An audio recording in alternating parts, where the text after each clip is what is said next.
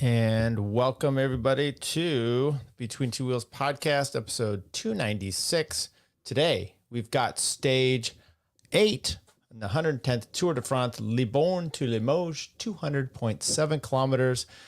Look, every day is a surprise. You can't guarantee breaking history. Things seem inevitable. They don't always come true, but we've got some comments on what happened. Big crash, big person out of the race, and also a surprising yet not surprising sprint finish. And then tomorrow we're going to go up to Puy de Dome and then have a rest day. So I hope everyone's excited, ready for a quick recap of stage 8 coming up next.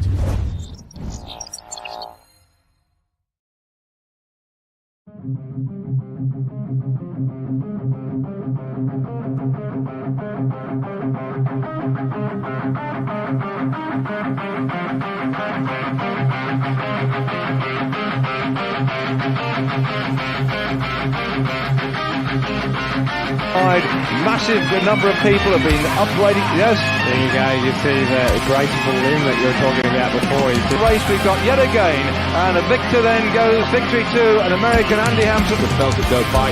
He looks at the Colombian rider. How are you doing? Straight past Santiago Botero, and he's coming up to Pantani.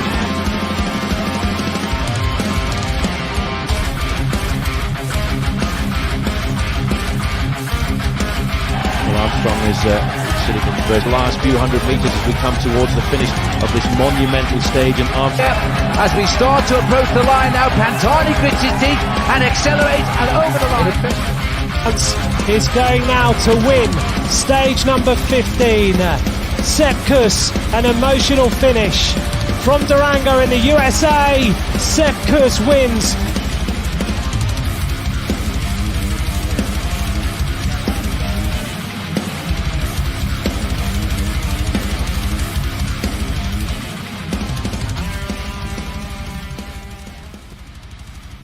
Here we are, as Zimny says, Libourne identity to Limoges something. I don't know what that. Good little pun there. Welcome everybody. This is Tyler Yonke. Things are moving along. Look, it was interesting about that Open. I drew some clips. If you watch it on the YouTube at all, or I guess Facebook or even Twitter that we post out on.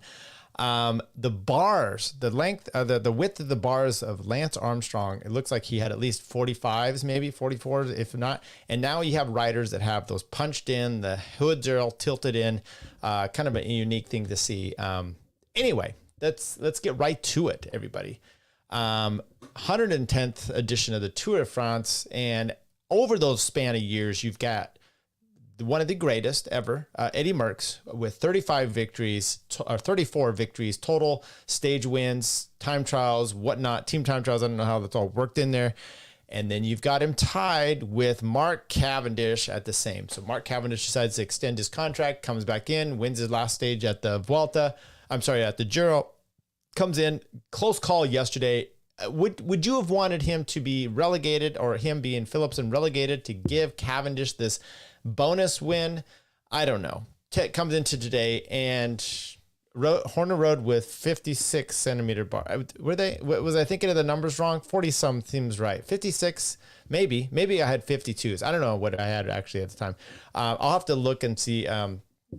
So Zimny says Horner rode with 56 centimeter bars. That seems wide. Maybe I'm remembering the numbers wrong. Welcome, Victor. Between Two Wheels is live. Yeah. Okay. So what I want to say about Cavendish, and you saw yesterday, the narrow miss, the slip of the gears, those things that happen, it put it in perspective. And I'm no Cavendish sycophant. Okay. But it does put into perspective. And then you see kind of what happens today. We're going to talk about it, which is he crashes out, breaks his collarbone, or they said the pin came out. So there's probably going to have to be surgery and whatnot. And likely this is his last Tour de France. But with that in mind, it does put into perspective of how precarious it is to get through the tours, and then also how amazing it is to get 34 wins. I mean, you gotta understand, just getting through is amazing. To get your one win, some people makes or breaks their whole career, and then he puts up 34 of them, which is tremendous. So it does put that in perspective of the amazingness of that. And then you have today what happens, and the wreck itself seems pretty minute. Okay, so we go from Libourne to Limoges, and I found this here online. Let's see, where is it? Let's play this. Maybe. How do you pronounce Libourne? Huh? Libourne. Okay. There you go. Oh, let's remove that. Okay. So I thought, well, this, as we always do, let's walk through the highlights for the day. I don't know why they're showing Gourmet here on the beginning, but he came very close yesterday. And we talked about who I kind of predicted would come into today. Obviously, Mads Pedersen was definitely a person. Wout van Aert was another person I predicted to be up there. I also said Mathieu van der Poel. But look, the reality is Mathieu van der Poel is doing what you would expect him to do as a great teammate. And he's had such great lead outs. Is if you've got Philipsen, if Philipsen doesn't show up at the finish, then you're going to see Mathieu van der Poel.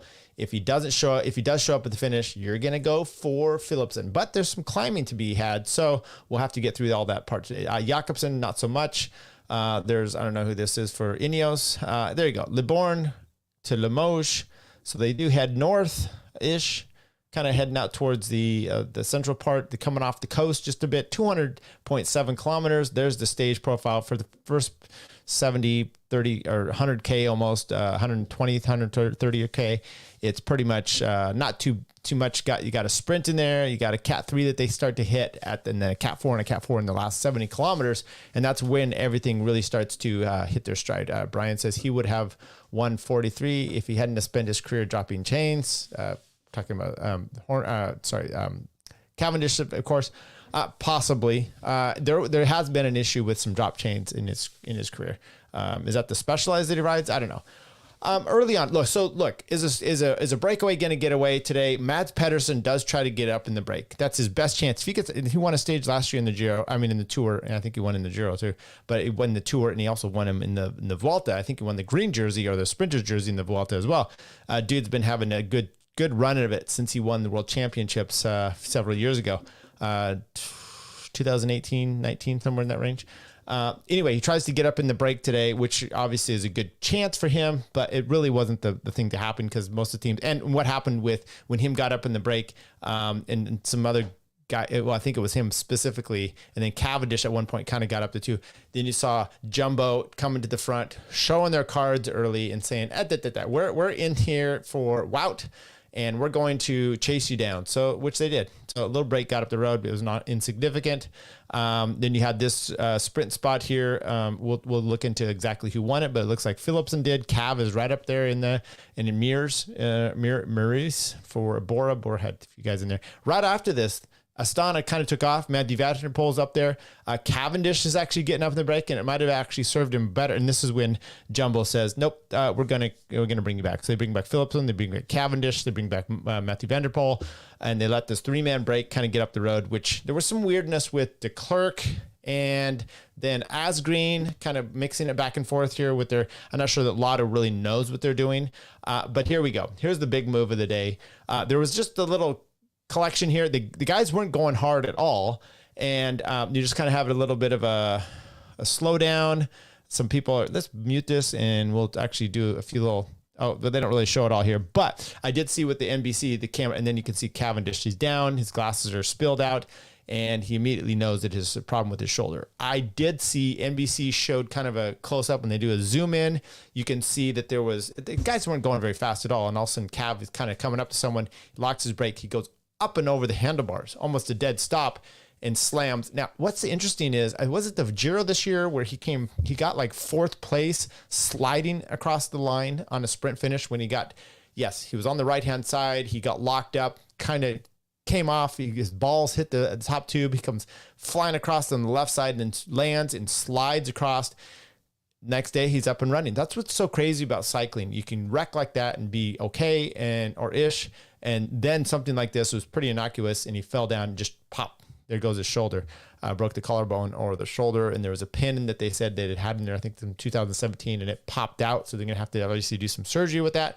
I've crashed. Some of the worst things I've done is actually gone down with low speed. I was doing it in a crit here in Folsom. I had my bike bag with me and my bottles, and I was going to the car and I couldn't get clipped out, and a 0 miles an hour, and I just fell straight over on my hip, and it was a problem. Brian said Master cyclists need to be more careful with osteoporosis. Yeah, that's exactly what it appears happened here. So look, if you're watching this, so then Cavendish, and there he is. He's distraught. He's getting in the ambulance right away. It's pretty bad. Now, I listened to GM. There's 3 ways that I personally can watch the Tour. Peacock has 2 feeds. That's the NBC feed. You have Phil Liggett and it used to be Paul Sherwin. He passed away a few years ago. But the Bob Roll, okay, those 2. And they are Cavendish sycophants in a sense. And then you have the World feed, which is Ant McCrossan and Nicholas Roach. Nicholas Roach is French/Irish. McCrossan is British. They're pretty good. They weren't going over the top with the Cavendish stuff. And then there's GCN, which is all British. Orla's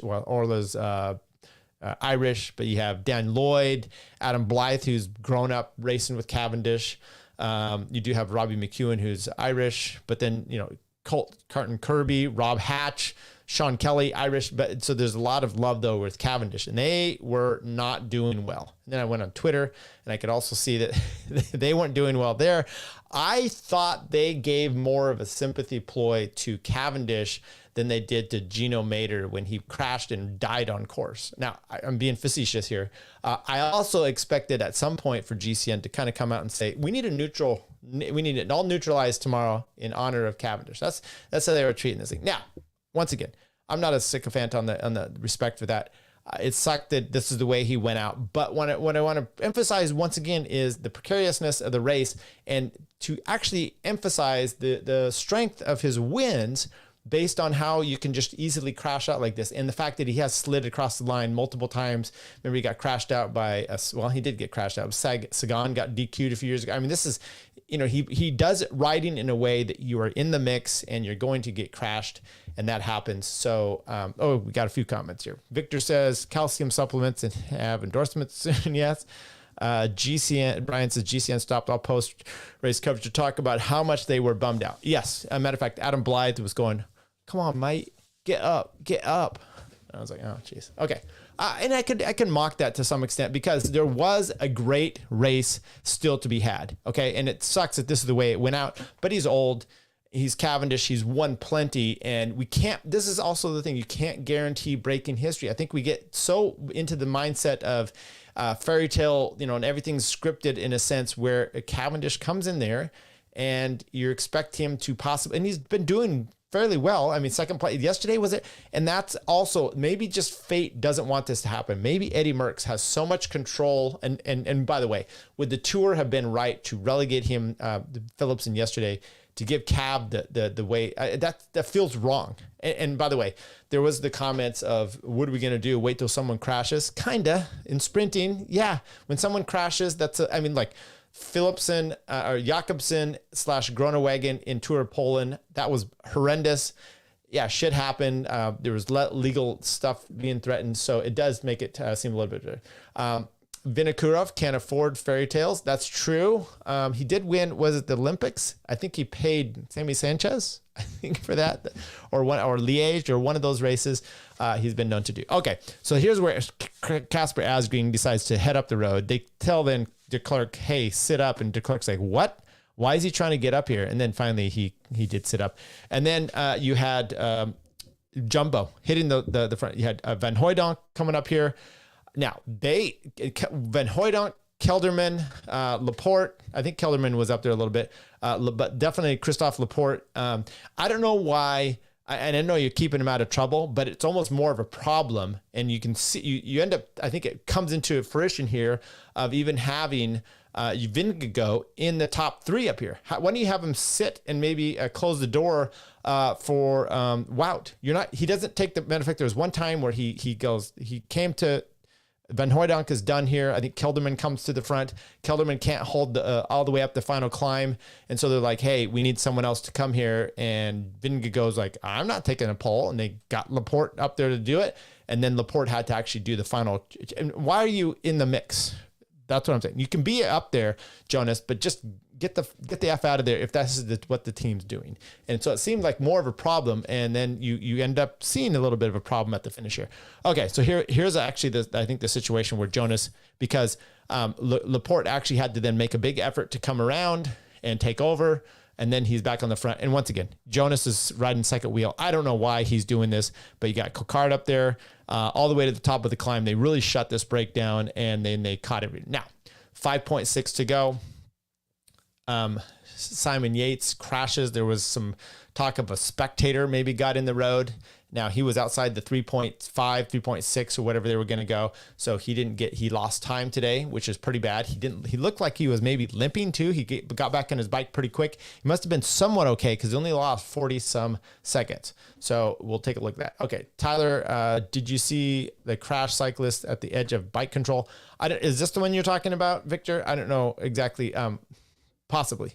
I mean, this is the only crash I really saw here. So, anyway, so he gets back on Simon Yates. There was a guy crash for Total Energies.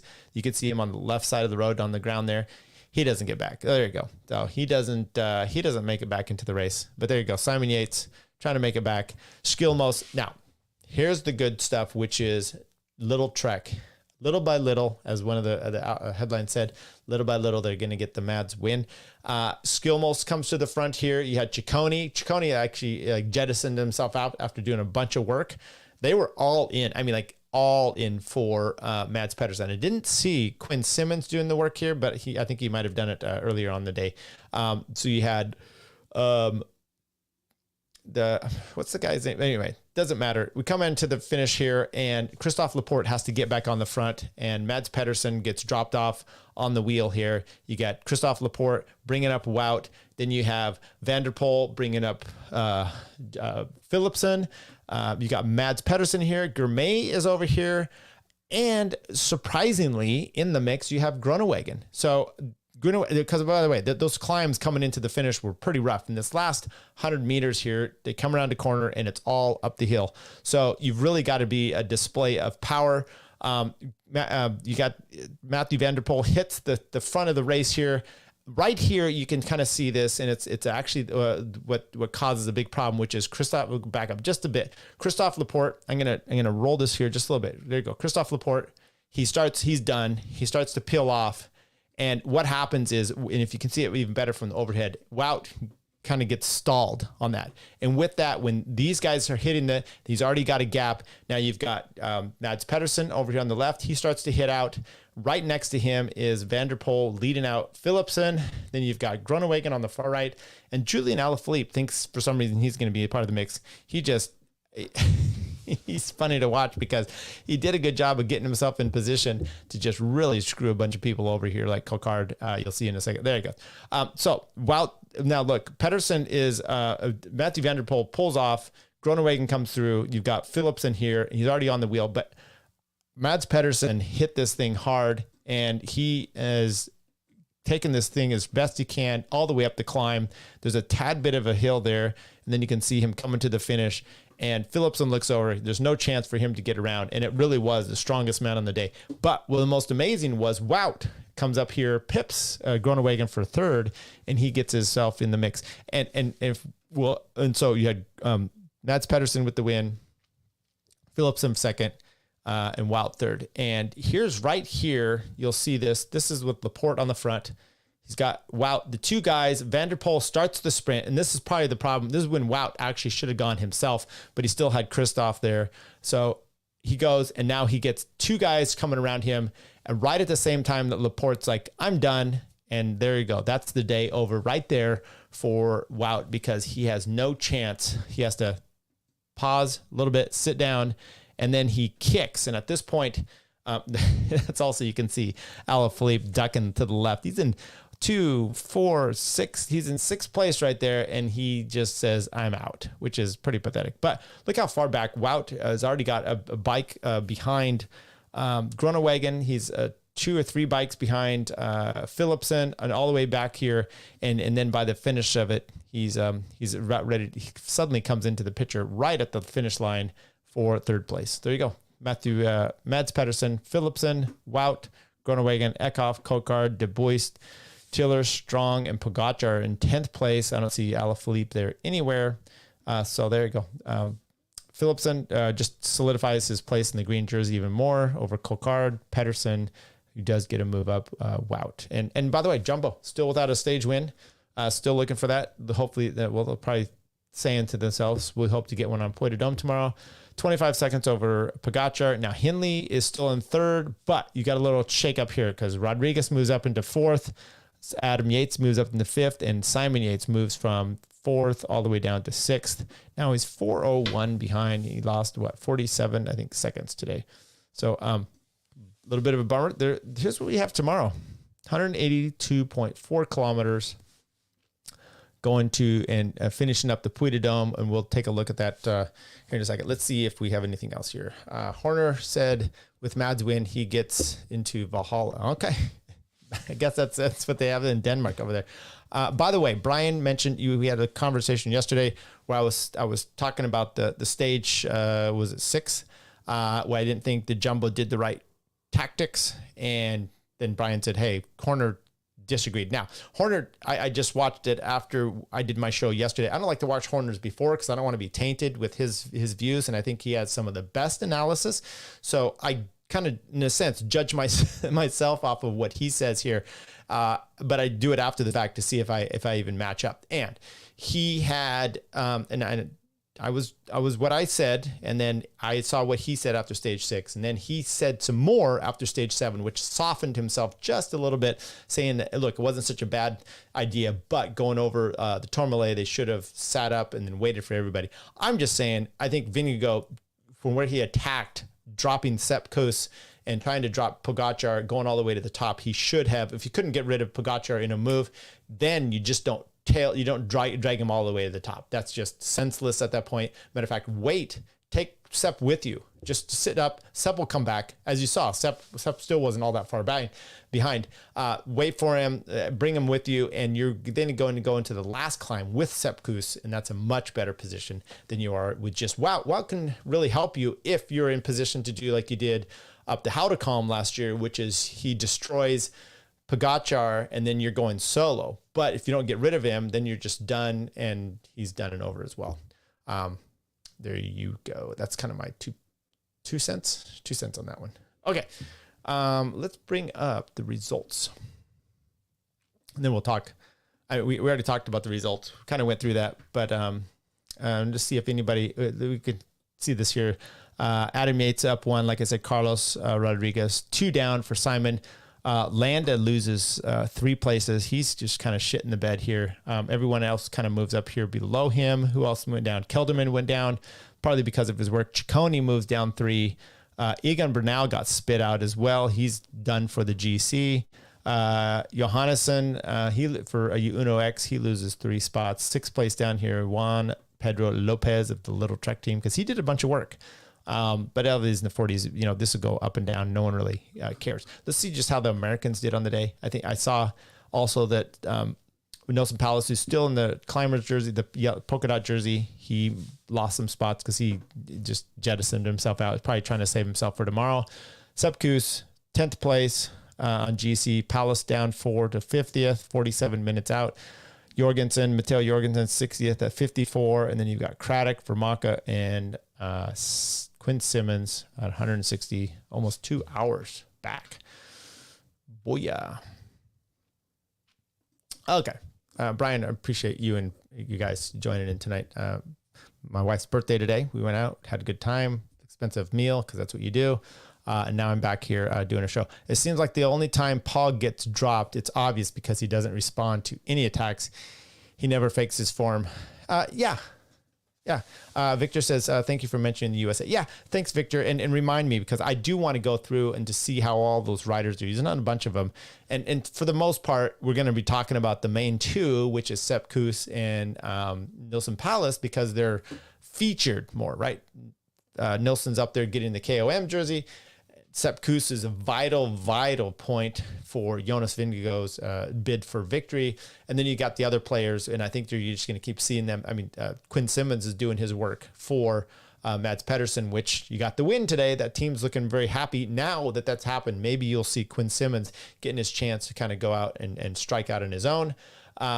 You've got Jorgensen who can do whatever, because now Enric Mas, crashed out in stage 1, so he's got a chance. He's just got to kind of come into a little bit more fitness than he's had there. Lawson Craddock is working for Simon Yates, and then Vermaca for Roman Bardet, who's not looking so great either. Happy birthday, Mrs. Yankee. Yes, I appreciate that, and she will as well. She's a wonderful person. Okay, so here's today's stage. We saw that already, and then tomorrow the Puy de Dome, which I'm just fascinated by. They went up it, and I've got a little bit of a history here. Maybe we'll take a look at this here, or maybe not. In sport, I think I mentioned this yesterday. Cycling, 1964, Raymond Poulidor battled with Jacques Anquetil, but I think Fernandez won up that day. I have to look at it. We're going to look at it in more depth tomorrow. And then Eddie Merckx in 1975, like I said, he was punched in the kidney by a spectator. I think it was won that year by Luis Ocaña, maybe. And then 88, they went up there again, and now they're going up here this time. So they basically shut it down. There's not, you can only go up there like ride in your bikes at like 7 to 9 a.m. They don't really open it up much. So it'll be interesting to see if there's even much for spectators tomorrow for those times. So the Puy de Dome, though, as far as the stage goes itself, it is, we've talked about this, 7.1 kilometers for the first part at 5.5 kilometers at 7.1%. And then 4.5 at 11.5%. So that last bit, think about that. 11.5%, that's average gradient for the last 4.5 kilometers. That's steep stuff. I mean, it's not like the Angliru, which is in the 20s, but, as far as average goes for the whole thing, that's kind of where they broke that down. I mean, if you put those two together, you got 7, 11, 12, 13 kilometers or so, close to it, or 11.6. And then at, 9, 10% total, that's going to be pretty brutal. There's a little respite in the middle. As far as going before there, you've got a 2.3 at 4.7%, 2 kilometers at 4.4, 3.9 at 4.8. It'll be interesting to see if Nelson Powell tries to get out and ahead of this to get a few more points, because the HC is going to just blow it up. I think there's 20 points I want to say for an HC category climb. So there you go. How about we do real quick little part on some of the news articles. I mean, I don't want to begrudge. I want to say, it's all about Cavendish, because it is all about Cavendish. But to some extent, I get it. I mean, it's historical. I mean, if you put it in the perspective of, hey, Eddie Merckx is crashing out, it would be a big deal. And for the same respect, I'm not saying Cavendish is Eddie Merckx. I'm just saying Cavendish is up there tied with Eddie Merckx on things. So terrible loss. Cavendish team reacts to sprinters' abandonment. Let's see what Cycling Weekly has to say. Pretty significant picture there. You can see the motorbike. We were watching the other side of this, and then this was the other side as far as cameramen were taking shots here. And yeah, you knew immediately he was done and dusted. It's really sad day for us. Downcast Johnny Moscon told the media, including Cycling Weekly, I have to stay. The crash was quite bad. I stayed with him to see how he was, but it was clear that he wasn't able to keep going. He was suffering. There wasn't much to say. I tried to see how it was, and if I could help him back in the race, but he had to abandon. Like Moscon, De La Cruz was at Cavendish's side when he hit the asphalt. We were going uphill at a quite steady tempo, the Spaniard said. It was just a crash between a few riders. They touched each other, and they couldn't react. Mark just fell in a bad position with the collarbone. That's it. Well, I like I said, I was watching the NBC coverage, and they zoomed in, and he hit, and he went straight over the top. So you're almost doing like a body slam like you would have in wrestling, at no speed. He's just straight down to the ground onto his shoulder. So it wasn't actually good. Still haven't had to watch Cav cry. Yeah, and he didn't cry this time. And he would cry if he won, but he didn't cry here. And by the way, I saw the post interview with Jonas. They as he's in the media press zone, and they said, hey, I don't know if you heard, but Cavendish crashed out, and you could see immediately he hadn't been told. He was quite shocked by it, and it was more emotional watching him react to something in a raw moment than it was to see all the GCN people lament this thing. So I was like, oh, it was somewhat interesting. It's one of his, fallen comrades in a sense. From the beginning of the tour, we knew it was possible for Mark to get 35th victory after his performance yesterday. We believed in him even more. We were really confident in the following stages. We believed it was possible to get that victory. All right, let's see if there's any quotes here from the Mads little team. Mads Pedersen. The boys did such a good job. This final suits me better than the other finals, he said. Those easy days with high speed and the fast finishes are not easy for me, but it's possible for me to aim for the win today. I showed what happens when I have the power to go for the win. The boys did a perfect lead out in the last 5 kilometers. So with that in mind, I want to just mention this. You saw the top 4, okay? Mads Pedersen, which this is the prime type of stage finish for him. It's got a little punch up the hill. You've got some hills to soften everyone up. Before, remember, you had stage 3 or 4 there coming into the motor park, where it was one of the most boring days until the last finish. That everyone is jacked and no one's worn out, so they all are trying to get up to the front. It's a little cranky around the race. That's not the kind of race that Mads needs. He needs to have everyone softened up because he comes over the climbs better, and then it was perfect for that. You had a bunch of little pitches right before the finish, 5-6 kilometers. You saw that before the finish. And then the finish itself had a ramp up to it, and it was idyllic for Mads Pedersen to get the win. Then you've got Jasper Philipsen, who is put in position as best he can by Matthew van der Poel. I mean, that was, once again, perfect lead out for him. He came around him clean. He went straight up the hill. There was no argy-bargy problems. And he is so strong right now that he got over the climbs and still almost made it up there when it was totally not his kind of finish. Then, and I'll go to Wout in a second, but then you have Groenewegen, who got up and over the climbs. You don't expect that, but he got up and over the climbs, and then he was able to push himself to the finish. That's just showing pure power from that guy. This is not at all, once again, his type of finish. Remember, Tour Poland, he's about winning that thing as they're spinning out in a 55 going, 70 kilometers an hour plus. That's his type of thing. Pure power, pure speed, but he's got so much of it. And I think that if you put him in position, this race has all been about positioning, though. I think Philipsen, one, is the fastest. You saw that today, but he didn't win today, but I still think he's the fastest. And then he gets put into position the best, and he doesn't have, for the last 2 to 3 kilometers, have to do any work to move himself around. Groenewegen has been having to push himself up, coming from 20, getting up in there, doing a lot of work, and then his guy drops him off with 700 to go on the outside in the wind, next to the guy, and it's just, I'm sorry, he's just exuding tons of energy, and watts are just exuding out of this guy. So that's been a problem. Then you had Wout today, who I think this was even more his position. He could climb better than Mads Pedersen. He's got a great kick, and then had a bit of a pitch up the hill. He just got let off in the wrong spot. So one thing you could probably talk about is what happens when you have a lead out and you're coming in. Where does your lead out go? Does your lead out move, or does your sprinter move? And these are things that need to be worked out. I mean, like as an example, when Christoph, he couldn't really go anywhere. He was done. He just sat up, but there was no way for Wout to go. It's better for him to, as he's powering, to be able to spin off and to have a clean spot for your guy than for you to just stop, and now those guys are coming past. So, some things need to work out there. I think it was just racing, and it just happened. I don't know that he did anything wrong. I don't know that Wout did anything wrong, but except for not going quick enough. And if he had gone a little bit quicker, is what I mean by not quicker, sooner. If he had jumped a little bit sooner, he may have had a chance at the win. And you can see when he did finally jump, he had to accelerate to get up to him, and then he was accelerating through him, and he missed an opportunity there. So that's just what it is. One more thing here. Let's start to dig in just a bit, and then we're done for the day. I got things to do.